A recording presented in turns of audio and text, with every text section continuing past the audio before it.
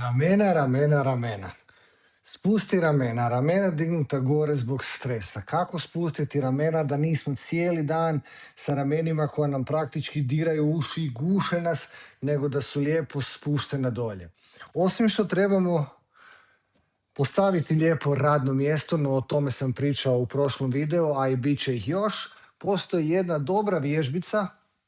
Neću reći vježbica, nećemo sad raditi neke tehnike. Postoji jedan dobar pokret koji možete raditi tijekom dana, da spustite ramena dolje. I još jednu malu stvar koju bi trebali raditi u glavi, da onda ona ostanu dolje. Idemo probati. Vrlo je kratko i jako učinkovito. Znači, kada sjedite pogrbljeno i sa ramenima gore, probajte se uspraviti i samo pustiti ramena da padnu dolje. Ništa drugo. Čak i ako niste sigurni da li su vam ona visoko ili nisko, dignite ih gore i samo pustite da padnu. Ne spustit, nego pustit da padnu. To je to. Kad ona padnu, ona druga stvar mala koju morate napraviti u glavi je da zapamtite taj položaj i osjećaj tijela. I onda radite, ponovno ramena od gore, pustite da padnu. Radite, stres, dignite gore, pustite da padnu. I probajte misliti o tome da su vam cijelo vrijeme one dolje, odnosno kako ja to volim reći, da imate dugačak vrat.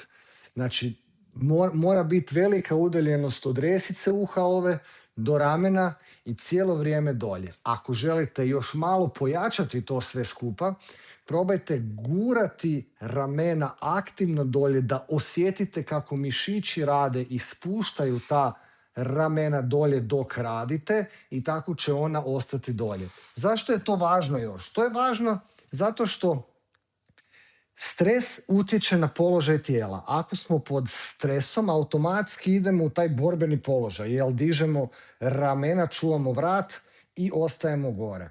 I kao što stres djeluje na položaj tijela, isto tako položaj tijela može djelovati na stres.